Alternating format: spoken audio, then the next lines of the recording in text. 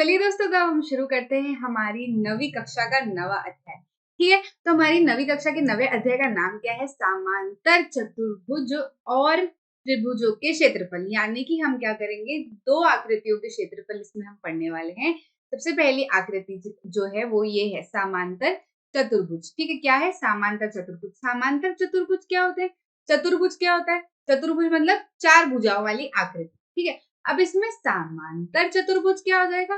समांतर चतुर्भुज यानी कि इंग्लिश में बोले तो बोलते हैं पैरेललोग्राम्स। ठीक है, पैरेललोग्राम्स क्या होते हैं? जिनकी दो, जैसे चार रेखा है ना, तो ये रेखा इसके पैरेलल होगी, और जैसे मान लो कि ये वाली रेखा अगर आड़ी है ना, तो ये वाली रेखा भी क्या होगी, इसकी तरह स्लांट होगी। ठीक है, आ रही है बात समझ में? मतलब क्या, ये दोनों रेखा एक दूसरे के पैरेलल रहेगी और ये दोनों रेखा एक दूसरे के पैरेलल रहेगी, यानी कि समांतर रहेगी। आ रही बात समझ में? आमने सामने वाली रेखाएं जिसमें एक दूसरे के समांतर रहती हैं, वैसे चतुर्भुज क्या कहलाते हैं? समांतर चतुर्भुज कहलाते हैं।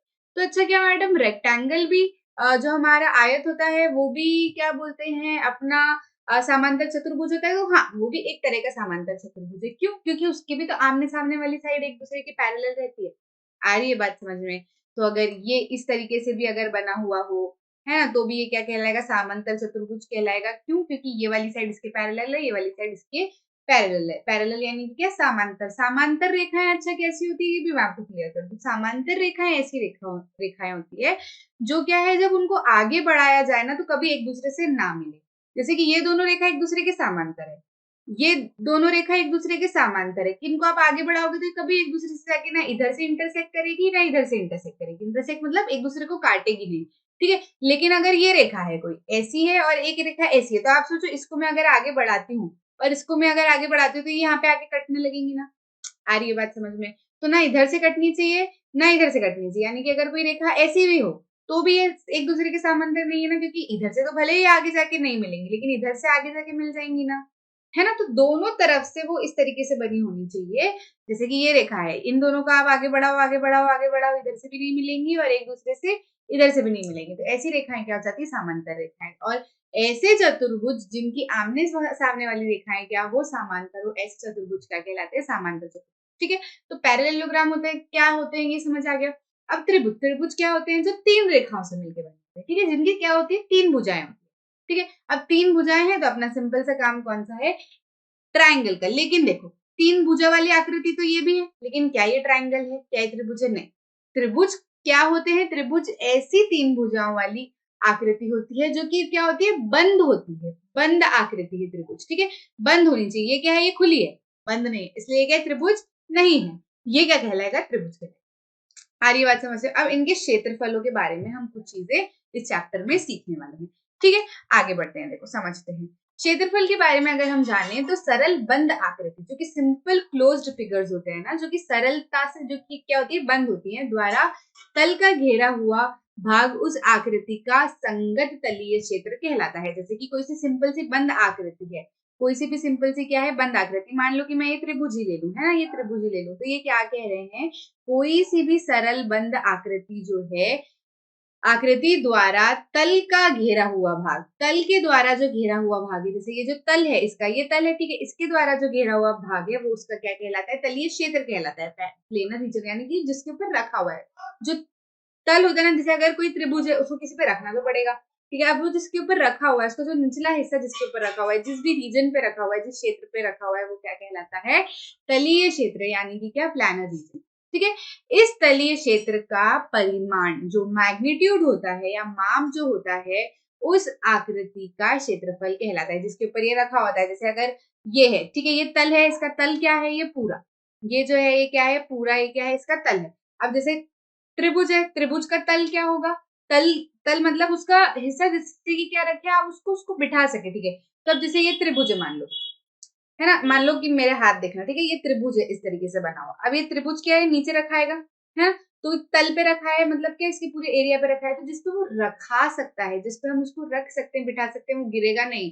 ठीक है, तो वो वाला क्षेत्र क्या हो जाएगा? उसका क्षेत्रफल हो जाएगा। ठीक है, जैसे कि अगर त्रिभुज को मेरे को रखना है तो उसको मुझे ऊंधा रखना पड़ेगा, जिसके ऊपर उसको रखा गया है वो उसका क्या है? तलीय क्षेत्र है। तलीय क्षेत्र को ही हम क्या करते हैं, उसी तलीय क्षेत्र का हम क्षेत्रफल निकालते हैं। अगर मैं त्रिभुज को खड़ा रखना चाहूँ ऐसे सिर्फ नीचे वाले बेस पे, तो क्या वो खड़े रह पाएगा? नहीं खड़े रह पाएगा, क्योंकि उसको कुछ बेस चाहिए। आ रही है बात समझ में? ठीक है, तो इस तरीके से जो है हम क्षेत्रफल के बारे में समझ सकते हैं कि क्षेत्रफल क्या होते हैं। क्षेत्रफल किसी भी आकार का वो हिस्सा होता है जिसपे उसको रखा जा सके। ठीक है, उसको क्या, तल से घेरा हुआ भाग उस आकृति का क्या, संगत तलीय क्षेत्र कहलाता है। इस तलीय क्षेत्र का परिमाण या माप जो है, अगर हमको निकालना होता है तो उसको हम क्या कहते हैं, उस आकृति का क्षेत्रफल कहते हैं।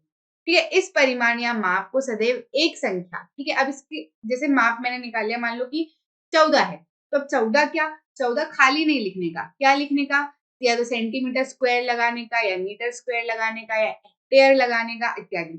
ठीक है, और भी हम क्या क्या बोलते हैं, हम जो जमीन लेते हैं तो स्क्वायर फीट की बोलते हैं ना, हम लोग फीट में भी ले लेते हैं ऐसे। तो इनके आगे जब क्षेत्रफल निकाला जाता है ना, तो हमेशा उनके ऊपर स्क्वायर लगता है। ठीक है, हेक्टेयर तो अपने आप में ही ऐसी यूनिट है जो कि क्षेत्रफल के लिए यूज की जाती है। ठीक है, लेकिन सेंटीमीटर, मीटर क्या है, बहुत सारी चीजों, अलग अलग चीजों के लिए भी यूज किया जाता है। तो अगर आप इसको क्षेत्रफल बताना चाह रहे हो तो उनके ऊपर क्या लगाओ, स्क्वायर लगाओ।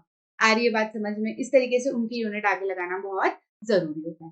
ठीक है, क्षेत्रफल के बारे में और यदि हम बात करें तो यदि दो आकृतियां सर्वांगसम हैं, यानी कि क्या है, कॉन्ग्रेंट है। कॉन्ग्रेंट फिगर्स क्या होते हैं, सर्वांगसम फिगर्स क्या होते हैं, जो एक जैसे दिखते भी हैं, साथ ही साथ क्या होता है, उनका एरिया जो है, एरिया जो है वो बराबर होता है। ठीक है, यदि दो आकृतियां सर्वांगसम है तो उनके क्षेत्रफल जो है वो क्या होते हैं, अवश्य ही समान होते हैं। ठीक है, एक जैसे, हाँ मतलब ठीक है, शेप जो मतलब साइज जो है ना, साइज सर्वांगसम में क्या होता है, ठीक है, सर्वांगसम होने के लिए क्या होना जरूरी है, शेप भी सेम होना जरूरी है और साइज भी सेम होना जरूरी है। सॉरी, शेप और साइज जो है दोनों सेम होना जरूरी है। ऐसा नहीं कि शेप अलग हो गया और साइज जो है वो छोटी, एक की बड़ी एक की छोटी, तो वो सर्वांगसम नहीं कहलाएंगे। शेप और साइज दोनों जो है वो सेम होना जरूरी है। ठीक है, तो ये समझ में आया आपको?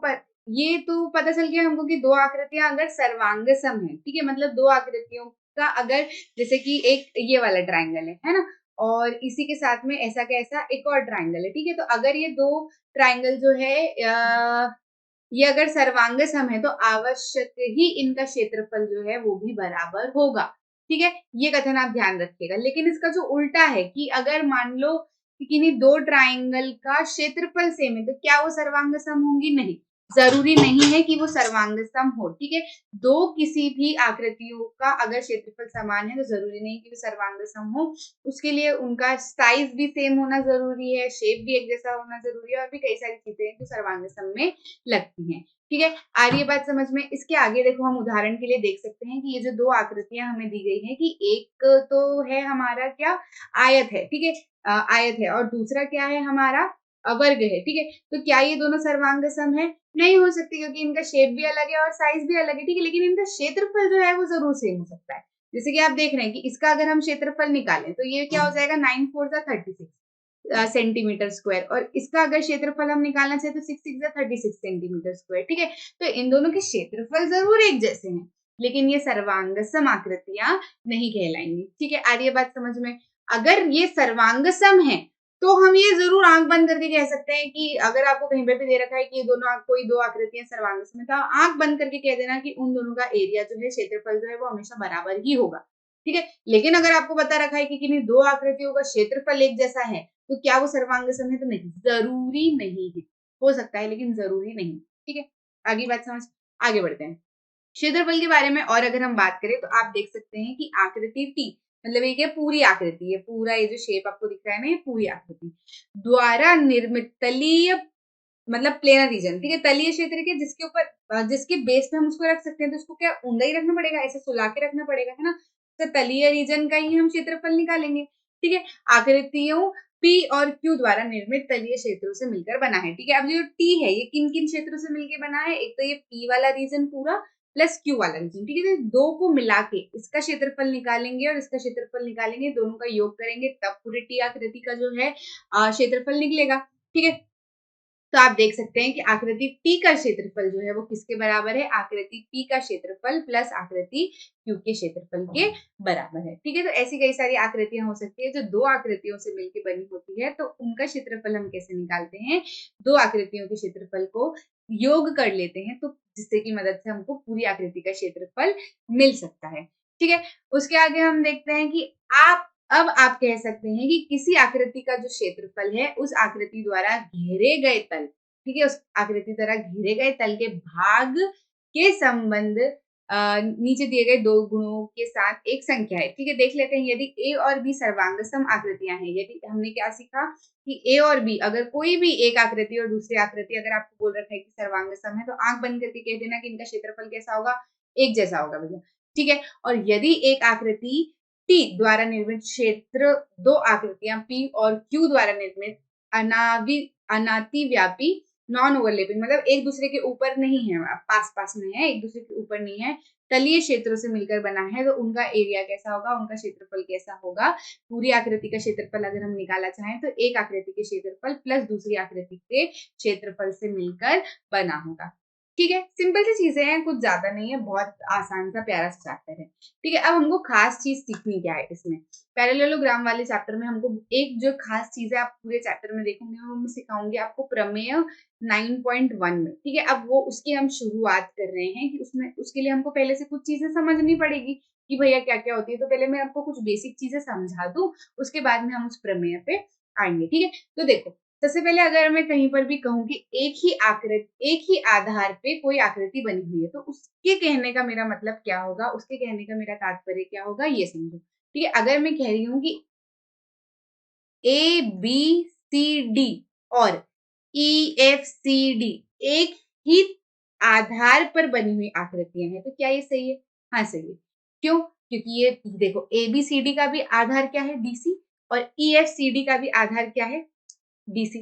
ठीक है, थोड़ा सा एक 3D व्यू देखना, आप इन दोनों को ऐसे देख पाओगे कि DC रखा है, उसके आगे की तरफ ऐसा ABCD है और नीचे की तरफ क्या है, EFCD है।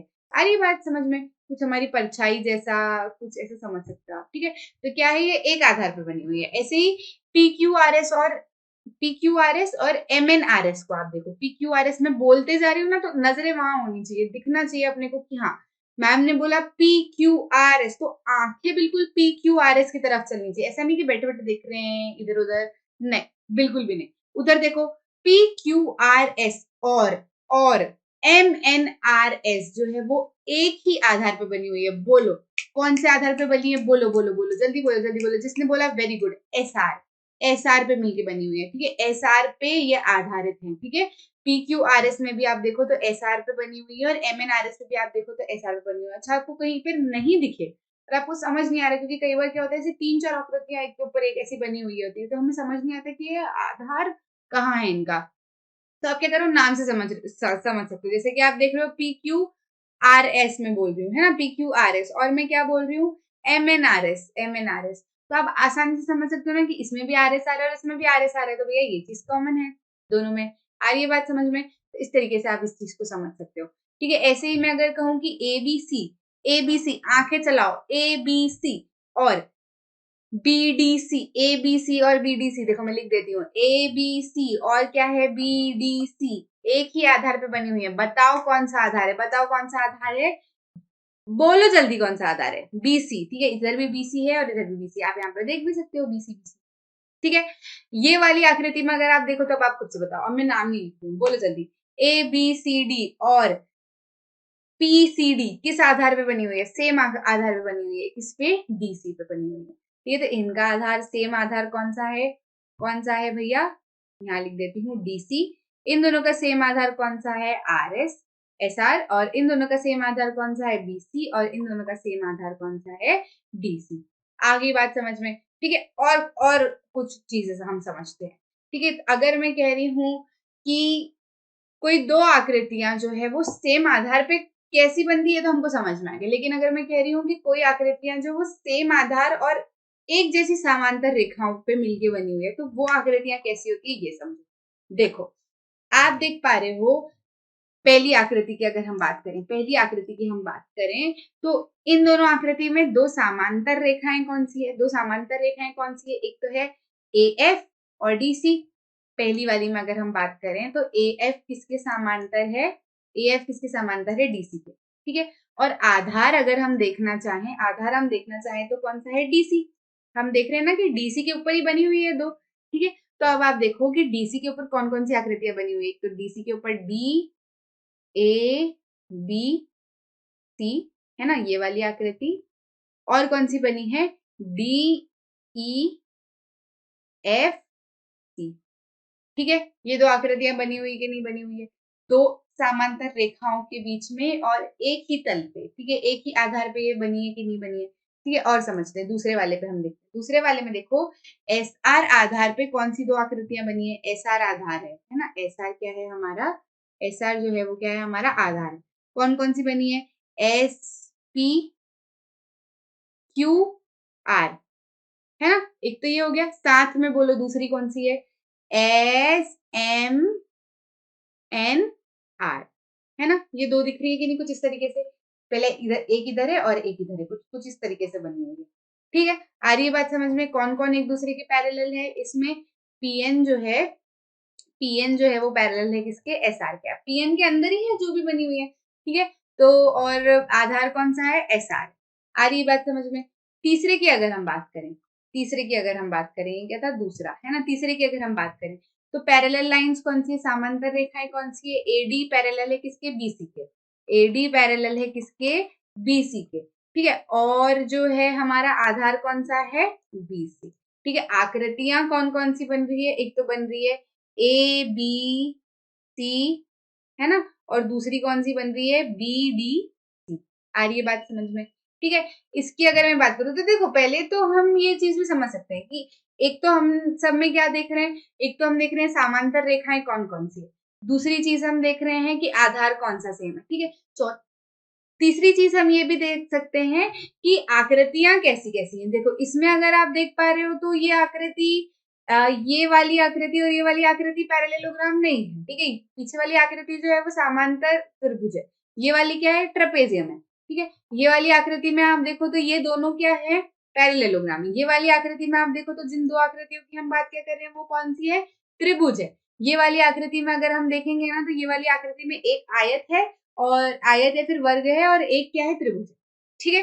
तो कई सारी आकृतियां हो सकती है, अंदर आप कुछ भी आकृति बना सकते हो। अभी हम जो सीख रहे हैं वो क्या सीख रहे हैं कि भैया दो समांतर रेखा, ठीक है, एक ही समांतर रेखा, सेम समांतर रेखा और एक ही आधार पर बनी हुई आकृतियां किस तरीके की दिखती है, आकृतियों की बात हो रही है, ठीक है। इसमें हम जो आगे पढ़ेंगे वो किन किन के बारे में पढ़ेंगे, पैरेललोग्राम और त्रिभुज, ठीक है।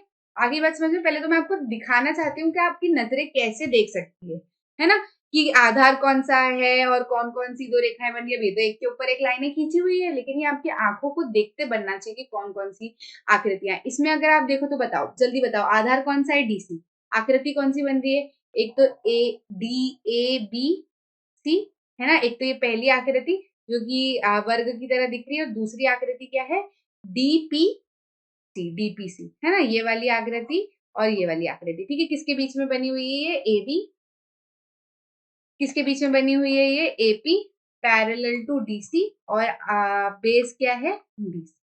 आ रही है बात समझ में, ठीक है। हाँ ये है, इसमें आप एक और चीज कॉमन निकाल सकते हो कि जो दूसरी वाली लाइन है ना जिसके पैरेलल होती है वही अधिकतर आधार होता है। ऑब्वियस सी बात है, ऊपर जैसे दो समांतर रेखा के बीच में बनी हुई है तो एक समांतर रेखा तो ऊपर रहेगी, एक समांतर रेखा जो है वो नीचे रहेगी और नीचे वाली समांतर रेखा पे ही आकृति बनी होगी ना, ठीक है।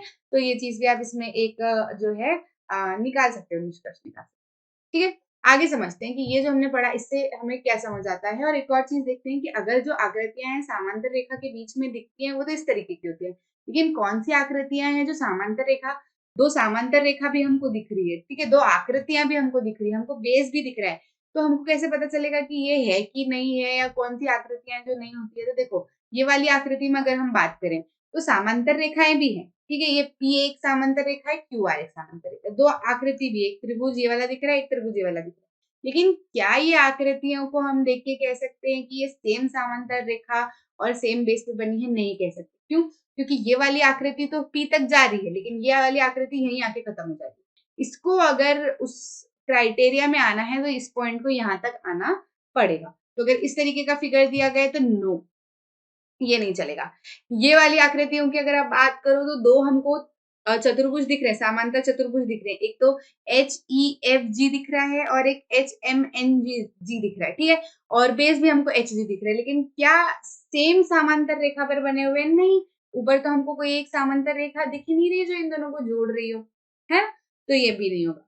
ये वाले में अगर हम बात करें तो हमको बेस दिख रहा है कि EF के ऊपर एक ये बना हुआ है और ये इसके ऊपर बना हुआ है और एक समांतर रेखा इसके, लेकिन क्या भी ये भी सेम समांतर रेखा के बीच में? नहीं, ये भी सेम समांतर रेखा के बीच में नहीं है। इसकी ये रेखा अलग है और ये वाली रेखा अलग है। आ रही बात समझ में? तो आकृति को अगर दो सेम समांतर रेखा के बीच में और एक ही आधार के बीच में हो तो उसको कुछ इस प्रकार से होना पड़ेगा, जैसे नीचे की तरफ कोई बेस हो, जैसे कि मैं क्या बताऊं, इन दोनों को बता सकती हूँ। नहीं, पर ये दोनों बराबर नहीं है, कुछ बराबर सा मेरे को दिख नहीं रहा है अभी। लेकिन अगर हाथ की बात करूं तो हाथ मेरे जो है वो बराबर हो सकते हैं, ठीक है। मतलब क्या है, नीचे की तरफ कुछ बेस हो और ये वाले जो हैं, ये इनके ऊपर जो समांतर रेखा हो, वो ये दोनों हाथ जो है उस समांतर रेखा से कहीं ना कहीं मिलने भी चाहिए, छूने भी चाहिए। आ रही बात समझ में? अगर ये इस तरीके से नीचे रहेंगे तो नहीं चलेगा, ये इस तरीके का खेल बन जाएगा, है ना। आगे बात समझ में? ठीक है, आगे बढ़ते हैं। चलिए, आधार की भी अगर हम बात, समांतर रेखा पे नहीं है, कैसे होंगे वो तो समझ आ गया। आधार देखते हैं कि ऐसी कौन सी आकृतियां होती है जो सेम आधार पे नहीं होती है। हमने तो अभी तक सेम आधार की देखी, लेकिन कोई सी आकृतियां ऐसी भी तो होगी जो सेम आधार पे नहीं होगी, जिसको हम डिफ्रेंशिएट कर सके कि हाँ भाई ऐसा दिख गया तो हम समझ जाएंगे कि सेम आधार पे नहीं। तो देखो, अगर ऐसा दिख रहा है तो समझ लेना कि सेम आधार पे नहीं, मतलब सेम आधार पे तो है ये BC, लेकिन ये BC के पहले ही C तक पहुंचने के पहले ही ये वाली आकृति जो है वो खत्म हो जाती है, ठीक है। तो आधार सेम यानी कि क्या, बराबर लेंथ का होना चाहिए, ठीक है। ऐसे कि ये इसको भी देखें तो ये भी PS के ऊपर है कहीं ना कहीं, लेकिन PS के बराबर इसका आधार नहीं है। इसको अगर इसके बराबर होना है तो इसको कुछ इस तरीके से बना हुआ होना चाहिए था, ठीक है। आ रही है बात समझ में? तब हम कह देते कि ये सेम समांतर रेखा और सेम आधार के ऊपर बना हुआ है, लेकिन अभी तो ये छोटा है इसका आधार, तो है ना, इसका आधार तो BC हो गया और ये बड़ी वाली आकृति का आधार PS हो गया, तो ये भी नहीं चले। आगे बात समझ में? इस तरीके से आप जो है बस चीजों को समझ सकते हैं, ठीक है। इसलिए दो आकृतियां एक ही आधार और एक ही समांतर रेखाओं के बीच स्थित कही जाती है यदि उनका एक कॉमन बेस उभयनिष्ठ आधार हो, तथा उभयनिष्ठ आधार के समूह प्रत्येक आकृति के शीर्ष, जो शीर्ष है आकृति के शीर्ष जो है वो किससे छू रहे हो, समांतर किसी रेखा पर स्थित हो, ठीक है। ध्यान दें कि दो समांतर रेखाओं में से एक उभयनिष्ठ आधार वाली रेखा होनी चाहिए। मैंने बताया था ना कि जब हमने देखा था कि दो आकृतियां जो है सेम पैरेलल लाइन जो सेम बेस के ऊपर है, तो हमने देखा था कि दो पैरेलल लाइन की जो एक लाइन थी वो जो है उसका क्या था, बेस था। तो ये वही कहना चाह रहे हैं, इस बात का जरूर ध्यान दें। इतना ध्यान दे लेंगे तो आपको आसानी से वो आकृति मिल जाएगी जो दो सेम पैरेलल लाइंस के बीच में है और सेम जिसका आधार। आगे बात समझ में? ठीक है, तो एक क्रियाकलाप भी हम करके देख लेते हैं। इस क्रियाकलाप में ज्यादा कुछ नहीं बताना चाह रहे, सिंपल सी ये चीज बताना चाह रहे हैं कि आप देख सकते हैं कि इस तरीके से सेम बेस BC है और सेम पैरेलल लाइंस के बीच में क्या है, दो आकृतियां बनी हुई है। कौन कौन सी दो आकृतियां बनी हुई है? सबसे पहले तो पैरेलल लाइंस हम देख लेते हैं। PB पैरेलल है किसके, DC के। बेस क्या है इनका, DC। और कौन सी दो आकृतियां हैं, एक तो है DP, आंखें चलाओ मेरे साथ साथ में, DPQC एंड एक और आकृति क्या है, DABC, ठीक है। आ रही बात समझ में? इन दो आकृतियों की बात होती है। तो हम क्या समझना चाह रहे हैं, हम धीरे धीरे बढ़ रहे हैं क्रियाकलाप की मदद से प्रमेय 9.1 पे। प्रमेय 9.1 क्या कहता है कि ऐसी दो आकृतियां जो कि सेम पैरेलल लाइंस के बीच में बनी हुई हैं, यानी कि सेम समांतर रेखा के बीच में बनी हुई है और सेम आधार पे है, ऐसी जो दो आकृतियां होती हैं उनका जो क्षेत्रफल होता है वो हमेशा सेम होता है। जैसे कि अगर मैं कह रही हूँ कि DPQC और DABC जो है वो सेम पैरेलल लाइंस के बीच में और सेम आधार पर बनी हुई है, तो इसका अर्थ क्या है, प्रमेय 9.1 क्या कहना चाह रहा है कि इन दोनों का क्षेत्रफल जो है वो भी बराबर होगा ही होगा। तो हम इन क्रियाकलाप से सिद्ध करने की कोशिश करेंगे, ठीक है। तो एक क्रियाकलाप ये कह रहे हैं कि भैया हमने क्या किया, एक ग्राफ पेपर पे इस तरीके से ले लिया जिसमें क्यूब्स बने हुए हैं और हम क्या करें, इन आकृतियों में जितने क्यूब्स गिनेंगे ना उतने ही क्यूब्स इस आकृति में भी होंगे, ठीक है। और क्यूब्स कैसे गिनना है, जो पूरे पूरे क्यूब्स हमको दिख रहे हैं वही काउंट करना, जो आधे से जो कम है क्यूब्स उनको छोड़ देना, ठीक है, जैसे कि ये वाला हिस्सा जो है ये आधे से कम है ना, तो इसको छोड़ देना, तो ऐसा कैसे इधर से भी छूट जाएगा। ठीक है, ऐसा। ठीक है, तो ये बात समझ में आ गई। इस तरीके से जब आप काउंट करोगे ना इनके अंदर ये जो क्यूब बन रहे हैं इन आकृतियों के बीच में, तो इसमें जितने नंबर ऑफ क्यूब आएंगे उतने ही नंबर ऑफ क्यूब इसमें भी आएंगे। तो हम ये समझ सकते हैं कि इन दोनों आकृतियों का जो क्षेत्रफल है वो किसके बराबर होगा, एक दूसरे के बराबर होगा।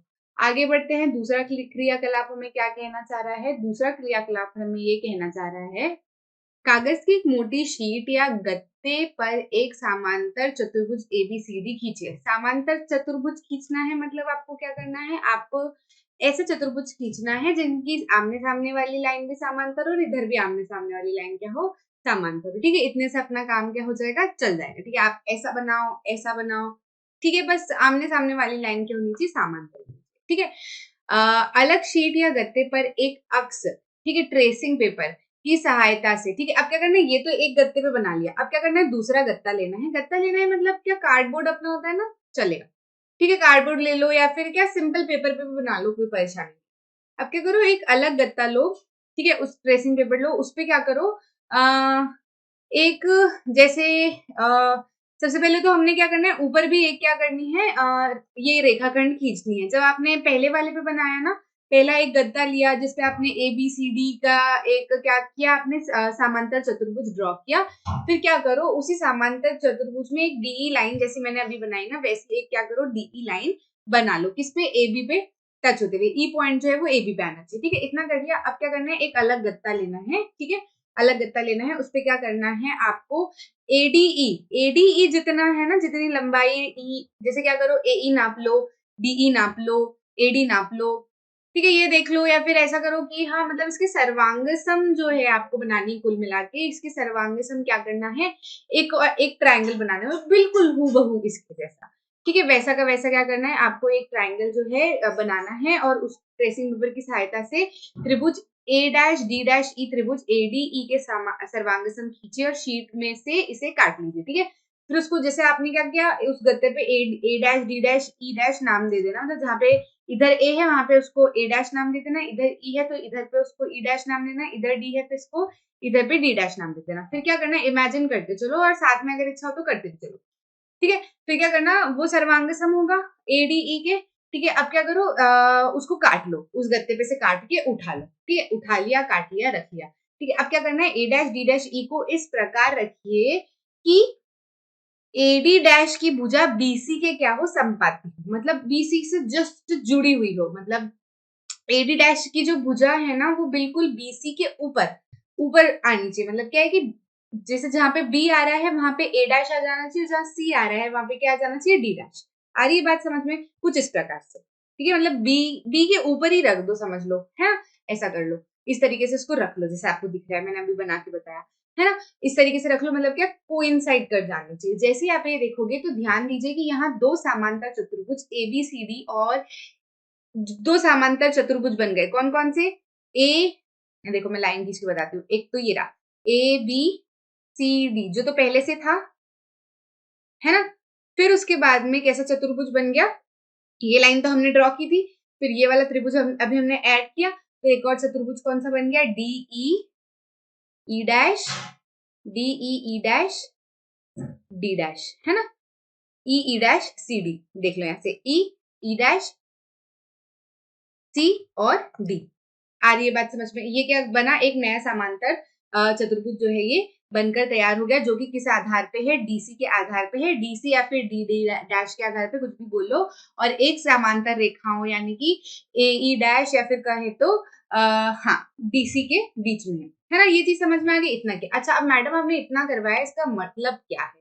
इसका मतलब मैं आपको बताती हूँ सबसे पहले कि साथ में ये प्रूव करते चलो। ठीक है, साथ में ये प्रूव करते चलो, हमको क्या बताना है, हमको कुल मिला के ये बताना है कि जो एडीई और नहीं जो ए बी सी डी और ई डैश सी डी जो है, ये जो बने हैं दो हमारे पैरेललोग्राम, इनका एरिया हमको कुल मिला के सेम बताना है। ठीक है, तो हम ये जो सेम बताएंगे किस तरीके से बताएंगे ये समझो। सबसे पहले हमने क्या बोला कि जो ए DE है और A dash D dash E dash है, यानी कि BC E डैश जो है ये क्या है, एक दूसरे के सर्वांग सम भैया जो हमने बनाया था वो इसकी सर्वांग सम बनाया था ना, अलग गत्ते पे काट के ही रखा है हमने तो इसको, जो इसके सर्वांग सम था।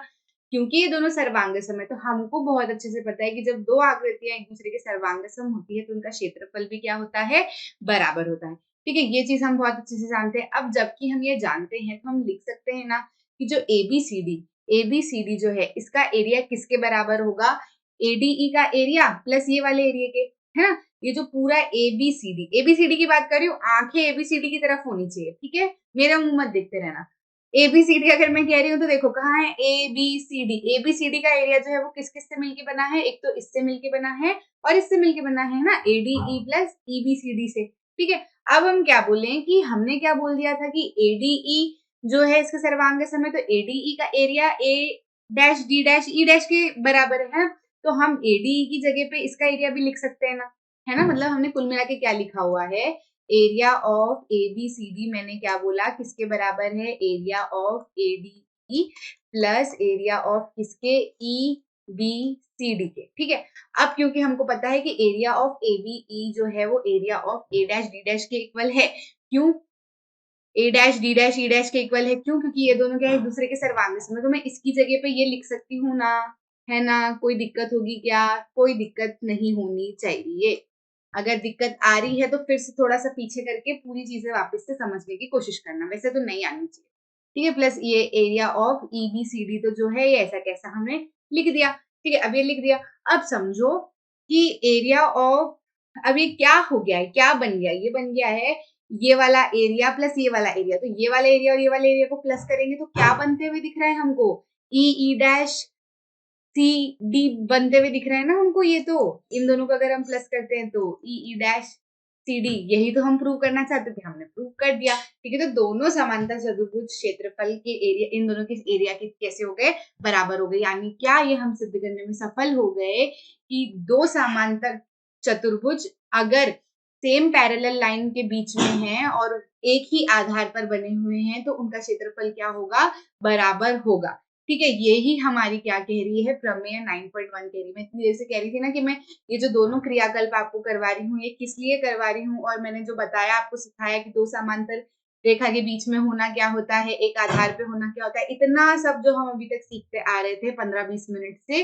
वो किस वजह से था, इस प्रमेय को समझने के लिए था। ये प्रमेय क्या कहती है, एक ही आधार और एक ही समांतर रेखाओं के बीच स्थित समांतर चतुर्भुजों के क्षेत्रफल कैसे होते हैं, बराबर होते हैं। ठीक है, उत्पत्ति अगर हम इसकी देखना चाहें कैसे हुई है तो ये हमने अभी किया जस्ट, है ना, कि ये वाला ट्राइंगल जो है ADE और BCF में अगर हम देखें तो हम क्या करें, उसमें तो हमने क्या किया था, वो क्रियाकल्प की थी कि हमने मान लिए थे, हमने बनाए ही थे इधर वाला ट्राइंगल को इसके सर्वांग सम, लेकिन यहाँ पे ये हमको सर्वांग सम दिया हुआ नहीं है, हमें क्या करना पड़ेगा, इसको सर्वांग सम प्रूव करना पड़ेगा। हमको क्या दिया गया है यहाँ पर कि AF जो है वो पैरेलल है किसके, DC के। ठीक है, और ये वाला एक क्या है, चतुर्भुज है, ABCD एक चतुर्भुज है और EFCD एक चतुर्भुज है, समांतर चतुर्भुज है। ठीक है, ये दोनों समांतर चतुर्भुज में दिए हुए, इतना दिया हुआ है, तो इसको हमको सिद्ध करना है कि इन दोनों का क्षेत्रफल क्या होगा, बराबर होगा। तो देखो ये वाले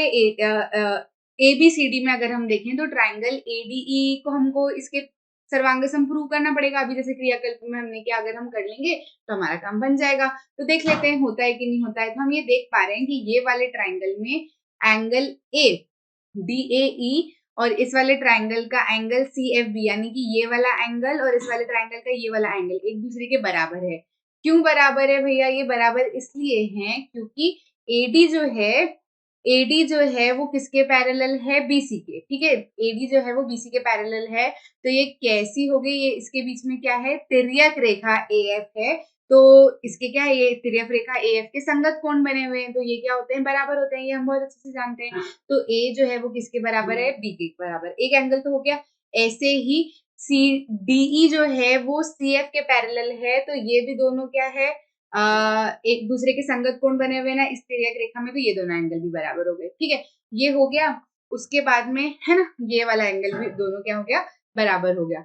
और ADE जो है वो किसके बराबर है, BCF के बराबर है। क्यों? क्योंकि त्रिभुज का कोण योग की भैया ये वाला एंगल अगर ये वाला एंगल के इक्वल है और ये वाला एंगल ये वाला एंगल के इक्वल है, तो ये वाला एंगल ये वाला एंगल के इक्वल होना ही चाहिए, तभी तो सम कितना आएगा, 180 डिग्री का आएगा ना। ठीक है, तो क्या हो गया हमारा, ये त्रिभुज का कोण योग गुण जो है वो इतना होना चाहिए। इस कारण से क्या हो जाएगा, ये वाला एंगल भी ये वाला एंगल के बराबर हो जाएगा। तो हम क्या कर सकते हैं, इसको सर्वांग सम हमने इसको सिद्ध कर दिया ASA के नियम से। ठीक है, और AD क्या है, BC के बराबर है। AD जो है वो BC के बराबर है, तो आप तो या तो ये वाला एंगल, ये वाली साइड और ये वाला एंगल देख लो, या फिर एंगल एंगल एंगल की प्रॉपर्टी से भी आप क्या कर सकते हो, इनको एंगल एंगल की प्रॉपर्टी से भी आप क्या कर सकते हो, उसको सर्वांग सम सिद्ध कर सकते हो। हमने ASA की प्रॉपर्टी से इसको क्या किया, सर्वांग सम सिद्ध कर दिया। जैसे ही ये दोनों ट्राइंगल क्या हुए, सर्वांग सम सिद्ध हुए, तो हमने ये कह दिया कि जो आकृतियां एक दूसरे के सर्वांग सम होती है, उनका क्षेत्रफल कैसा होता है, बराबर होता है। तो इन दोनों का क्षेत्रफल कैसा हो जाएगा, बराबर हो जाएगा। अब सिंपल सी चीज कि ABCD का एरिया किससे मिलके बना है, ये वाले एरिया और ये वाले एरिया से मिलके बना है। अब ये वाला एरिया तो है ये वाले एरिया के बराबर, तो इसकी इस एरिया की जगह पे क्या लिख दो, इस एरिया का नाम। तो जैसे ही हम नाम लिखते हैं हमको तो दिखता है अरे ये दोनों मिलके तो क्या बन गए, EFCD बन जाएंगे। तो यही तो हमको चाहिए था, तो ये किसके बराबर हो गए, EFCD के बराबर हो गए। सिंपल सी चीज है, कोई ज्यादा बड़ी बड़ी क्रियाकल्प टू अगर आपने अच्छे से समझ ली, तो आपको ये प्रमेय सिद्ध करना बहुत अच्छे से बन जाएगी। ठीक है, अच्छे से एक बार करना और अच्छे से उसको लिख के देखना। जब आप लिख के देखो, देखो पैरेललोग्राम वाले चैप्टर की यही खासियत है। मैं जो अभी तक बोलते आ रही थी ना आपको कि आपको लिख के देखना है, आपको लिख के करना है, लिख के करना है, बिना लिखे नहीं करना है। तो प्लीज ध्यान रखिएगा कि आप लिख लिख कर ही करें, क्योंकि जब तक आप लिखेंगे नहीं, जब तक आप बोलेंगे नहीं ABCD EFCD कहाँ पे आ रहा है, जब तक आप बोलेंगे नहीं तब तक आपको फिगर में दिखेगा ही नहीं। आपको ऐसे दिखेगा पता नहीं कहाँ कहाँ ऐसी सारी लाइनें बनी हुई है। ठीक है, तो प्लीज आप बोलते बोलते लिख लिख के इमेजिन करते हुए चीजें सॉल्व करते जाए। मुश्किल से अब मैं जब तक पढ़ा रही हूँ ना, मैं मेरे साथ साथ पढ़ते जा रहा, आपको पूरा चैप्टर कंप्लीट हो जाएगा। आपको अलग से रिविजन करने की जरूरत ही नहीं पड़ेगी अगर आप मेरे साथ में सॉल्व करते चलो। लेकिन यहाँ बैठे बैठे अगर आप सिर्फ देख रहे हैं, हाँ बन जाएगा, हाँ हो जाएगा, तो फिर थोड़ा मुश्किल है। फिर आपको अलग से रिविजन करने बैठना पड़ेगा, मेरी जवाबदारी करते चलो यार, क्या दिक्कत है, बैठे तो वैसे भी हो, कर लो, ठीक है, चलता है। ठीक है, ABCD उदाहरण एक क्या कह रहा है, ABCD एक समांतर चतुर्भुज है और EFCD क्या है, एक आयत है। देखो ABCD नजरें आनी चाहिए, ABCD क्या है, ABCD क्या है, समांतर चतुर्भुज है। ठीक है, और क्या बोल रखा है, EFCD आंखों में जैसे ही आपने दोनों को देखा, तो अब जैसे ही मैंने नाम पढ़ा ना, तो मेरे को ये दोनों अलग अलग आकृतियां दिख रही। पहले तो मेरे को डब्बे के अंदर कुछ कुछ लाइनें दिख रही थी, अब क्या है, मेरे को ये दोनों अलग अलग आकृतियां दिख रही है। हाँ भैया, ABCD जो है क्या है, आयत है, और EFCD क्या है, आयत है, और ABCD क्या है, समांतर चतुर्भुज। ये मेरे को दोनों अलग अलग खड़े हुए दिख रहे हैं, किस आधार पे, DC के आधार पे। ठीक है, और क्या बता रखा है, साथ ही AL जो है वो लंब डला हुआ है किस पे, DC पे। ठीक है, तो ये लंब डला हुआ है। सिद्ध कीजिए कि एरिया ऑफ ABCD किसके बराबर है, एरिया ऑफ EFCD के। ठीक है, तो ये तो सिंपल सी बात है। थ्योरम 9.1 से ही हम देख चुके हैं, पहला वाला तो हम ऐसे ही सिद्ध कर सकते हैं, थ्योरम प्रमेय 9.1 से, है ना। प्रमेय 9.1 लिख दो और कह दो कि भैया प्रमेय 9.1 ये कहता है कि अगर दो, देखो सबसे पहले तो आयत जो है वो एक तरह का समांतर चतुर्भुज ही होता है। ठीक है, तो जब हमें ये पता चल गया कि आयत जो है वो एक तरह का समांतर चतुर्भुज होता है, तो हम कह सकते हैं कि दो समांतर चतुर्भुज ABCD और EFCD जो है वो सेम आधार, वो एक आधार DC पर बने हैं, साथ ही दोनों एक ही समांतर रेखा EV और DC के बीच में स्थित है। इस वजह से क्या हो जाएंगे, इन दोनों के क्षेत्रफल बराबर हो जाएंगे। देयरफॉर एरिया ऑफ ABCD बराबर किसके हो जाएगा, एरिया ऑफ EFCD के। ठीक है, प्रमेय 9.1 से पहला वाला तो हमारा काम हो गया। दूसरा वाला काम ये कह रहे हैं कि एरिया ऑफ ABCD को सिद्ध किसके करो, बराबर DC इंटू EL के। तो ठीक है, ये हम कर सकते हैं। हम जानते हैं प्रमेय से कि इन दोनों का एरिया क्या है, बराबर है। तो सिंपल से लिख लो, सिंपल से लिख लो कि क्योंकि एरिया ऑफ ABCD जो है वो बराबर है किसके, एरिया ऑफ EFCD के। ठीक है, तो एक तो ये देख लो कि एरिया ऑफ ABCD कितना है, एरिया ऑफ ABCD कितना हो जाएगा,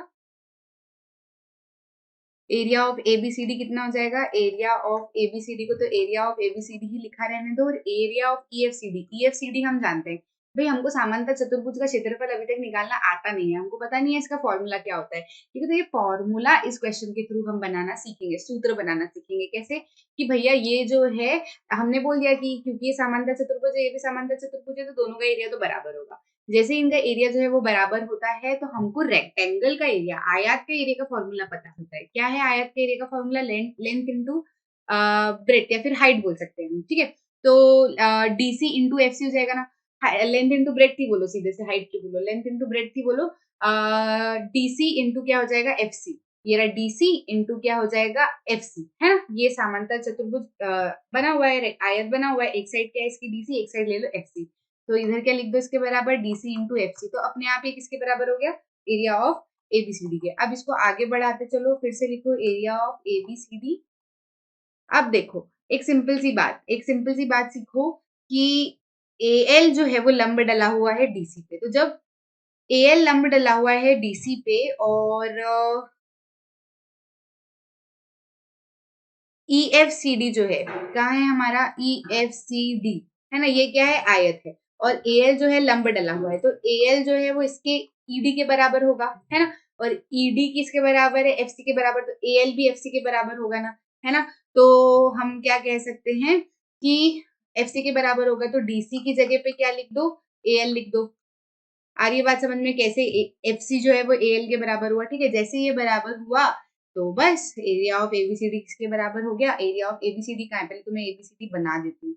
ये दिख रहा होगा आपको, ये है ए बी सी डी। तो ये एबीसीडी में भी कहीं ना कहीं ए एल जो है वो लंब की तरह ही काम कर रहा है ना। तो हमें क्या समझ आया इससे कि किसी भी समांतर चतुर्भुज का एरिया अगर हमको निकालना है, यानी कि क्षेत्रफल अगर हमको निकालना है, तो किसके बराबर होगा? उसकी एक साइड डीसी, ठीक है, यानी कि आधार कह सकते हैं डीसी, और इनटू क्या? एएल। एएल मतलब क्या? उसमें कोई जो भी लंब डला हुआ रहता है उसके गुणनफल के। ठीक है, आगे बात समझ में? इतना ध्यान रखिएगा, ये हमने सिद्ध कर दिया अभी। तो ये तो हमको इन्होंने सिद्ध करने के लिए बोला था, तो हमने सिद्ध कर लिया। लेकिन इससे क्या कर रहे हैं हम? एक कंक्लूजन निकाल रहे हैं। ठीक है, एक निष्कर्ष निकाल रहे हैं कि हाँ भैया ये जो है ये तो हमारा सूत्र भी बन जाएगा। ठीक है, तो इस चीज को समझो। यहाँ पे एक ही आधार और एक ही समांतर रेखाओं के बीच में बने समांतर चतुर्भुज, एक समांतर चतुर्भुज का क्षेत्रफल उसकी एक भुजा, ठीक है, एक साइड और उसके संगत शीर्ष लंब। ठीक है, मतलब उसी जो साइड ले रहे हो ना उसी के ऊपर लंब डला हुआ होना चाहिए। ठीक है, का गुणनफल होता है। अभी देखा हमने डीसी के ऊपर ही एएल बना हुआ था। ठीक है, ऐसा सूत्र फॉर्मूला के आधार पर प्रमेय 9.1 के इस रूप में लिखा जा सकता है। एक ही आधार या बराबर आधारों और एक ही समांतर रेखाओं के बीच बने समांतर चतुर्भुज में बराबर होते हैं। प्रमेय 9.1 कथन का विलोम इस प्रकार है। प्रमेय 9.1 का विलोम क्या होगा? अच्छा देखो, प्रमेय 9.1 क्या कहती है? प्रमेय 9.1 कहती है कि दो एक समांतर रेखा के बीच में बने हुए समांतर चतुर्भुज जो कि एक ही आधार पर बने हुए हैं, उनका क्षेत्रफल क्या होता है? बराबर होता है। तो इसका विलोम क्या हो जाएगा? इसका विलोम ये हो जाएगा कि एक ही आधार वाले और जिन चतुर्भुज समांतर चतुर्भुजों का क्षेत्रफल सेम है। नहीं, समांतर चतुर्भुज नहीं पता है हमको। मान लो कि कोई भी चतुर्भुज बने हुए हैं, एक ही आधार पर बने हुए हैं, ठीक है, एक ही आधार पर बने हुए हैं और उन दोनों का क्षेत्रफल क्या है? समांतर है। समांतर क्या है? सॉरी, क्षेत्रफल क्या है? सेम है। ठीक है, फिर से सुनो, विलोम क्या हो जाएगा? जब दो आकृतियां या फिर दो चतुर्भुज एक ही बेस पर बने हुए, एक ही आधार पर बने हुए और उन दोनों का क्षेत्रफल कितना है? बराबर है। तो अगर ऐसा होता है तो हम ये क्या मान लेंगे कि भैया वो दोनों जो है सेम समांतर रेखाओं के बीच में है। ठीक है, इतना समझ में आया? स्थित है। ठीक है, उसके बाद में हम देखते हैं उदाहरण दो हमें क्या कह रहा है? उदाहरण दो हमें ये कह रहा है कि यदि एक चतुर्भुज और एक समांतर चतुर्भुज एक ही आधार और एक ही समांतर रेखाओं के बीच स्थित है, तो सिद्ध कीजिए कि त्रिभुज का क्षेत्रफल समांतर चतुर्भुज के क्षेत्रफल का आधा होता है। मतलब अभी तक तो हमने क्या सीखा कि दोनों चतुर्भुज का एरिया सेम होता है। अब मान लो कि दो चतुर्भुज बने हुए, उसमें मतलब एक चतुर्भुज बना हुआ है और एक क्या, मतलब दो समांतर रेखा और एक आधार में एक चतुर्भुज बना हुआ है और एक त्रिभुज बना हुआ है, ऐसा दिया गया है। तो ये कह रहे हैं कि अभी तक तो आपने बोला कि अगर दो समांतर रेखा के बीच में दो चतुर्भुज बने हुए रहते हैं तो उन दोनों का एरिया बराबर होता है। तो अब ये बताओ कि अगर दो समांतर रेखा के बीच में और एक ही आधार पर एक चतुर्भुज और एक त्रिभुज बना हुआ है, तो वो जो त्रिभुज का एरिया है चतुर्भुज के एरिया का आधा होता है। ये सिद्ध करके बताना तो बहुत ईजी है। देखो, सबसे पहले तो हम ये कह सकते हैं कि ये वाला ट्राइंगल बना हुआ है ना, कुछ इस तरीके से आपकी आकृति बनी हुई होगी। इस तरीके से आपकी आकृति जो है बनी होगी, इस तरीके से नहीं, इस तरीके से बनी होगी। देखो ये एक, अरे यार यहाँ बनाती हूँ। ये इस तरीके से जो है आपकी आकृति बनी हुई होगी कि ये समांतर रेखाएं हैं, है ना। और ये क्या है, एक समांतर चतुर्भुज है और इसके पीछे क्या बना हुआ है, एक एक त्रिभुज बना हुआ है कुछ इस तरीके से। ठीक है, तो ये क्या कहना चाह रहे हैं बताइए कि ये जो समांतर चतुर्भुज है, ये जो त्रिभुज है इसका एरिया जो है इस समांतर चतुर्भुज के एरिया का आधा है। ठीक है, तो आप क्या करो कि यहाँ से एक लाइन जो है पैरेलल चढ़ाओ अपनी इधर। ठीक है, पी ए के पैरेलल आपने क्या किया, क्यू बी एक क्या कर दी, लाइन बना दी। ठीक है, जैसे ही आपने लाइन बनाई तो समझो area of A B Q P जो है वो बराबर होगा किसके, area of A B C D के। ये दो समांतर चतुर्भुज है ए बी क्यू पी, समांतर चतुर्भुज बन गए क्योंकि ये वाली लाइन तो ये लाइन के पैरेलल है और ये वाले आकृति में ये वाली लाइन इसकी समांतर है। ठीक है, तो ये क्या हो गए, दोनों क्या हो गए, समांतर चतुर्भुज हो गए। जैसे ही समांतर चतुर्भुज है सेम बेस पे है और सेम पैरेलल लाइन के बीच में है, तो इन दोनों का क्षेत्रफल क्या हो जाएगा, बराबर हो जाएगा। जैसे ही क्षेत्रफल इनका बराबर हो गया, ठीक है, और हम ये भी कह सकते हैं ना कि पीछे वाले समांतर चतुर्भुज का पीबी क्या है, डायगोनल है। ठीक है, त्रिज्यक है। ठीक है, उसको क्या कर रहा है, बराबर हिस्सों में डिवाइड कर रहा है। तो ये वाला वो क्या करता है, जैसे कोई भी एक समांतर चतुर्भुज है, देखो मानो समांतर चतुर्भुज है, ठीक है, इसका अगर ये डायगोनल रहता है ना तो वो क्या करता है, इन दोनों हिस्सों को, ये तो क्या बन जाते हैं, त्रिभुज बन जाते हैं। जैसे डायगोनल आता है, जैसे ही त्रिभुज बनते हैं तो त्रिभुज की क्वालिटी क्या होती है, ये दोनों एक दूसरे के क्या होते हैं, सर्वांगसम होते हैं। ठीक है, तो ये क्या होते हैं, सर्वांगसम होते हैं।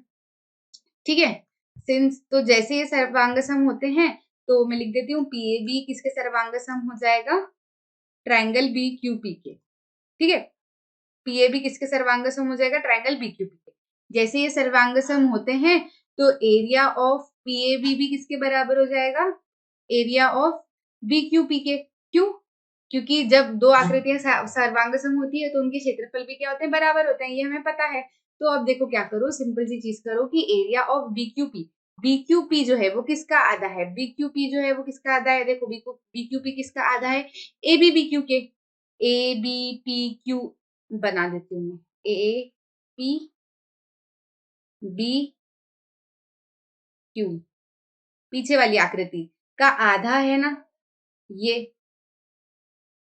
बी क्यू पी, ये बी क्यू पी आधा है ना इसका, तो मैं लिख सकती हूँ ना किसका आधा है, ये ए बी क्यू पी का। ठीक है, ये जैसे ही ए बी पी क्यू का आधा है तो हम कह सकते हैं ना कि area of P A B. अब देखो half A B P Q किसके बराबर है, ए बी पी क्यू तो ए बी सी डी के बराबर है, इसको लिख दिया मैंने ए बी सी डी। बस यही तो सिद्ध करना था हमको कि area of P A B जो है वो ए बी सी डी के, जो आगे वाला जो हमारा पूरा समांतर त्रिभुज है उसके एरिया के आधा होना चाहिए। तो ये हो गया, सिंपल सी चीज है।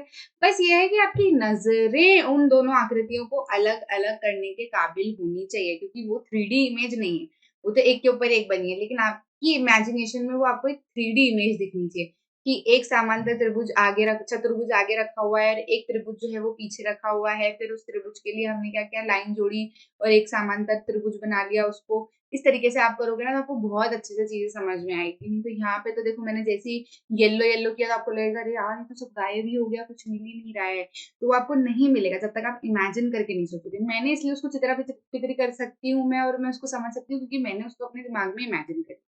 आ रही है बात समझ में, करके देखो अच्छे से समझ आएगा, कोई दिक्कत नहीं आएगी।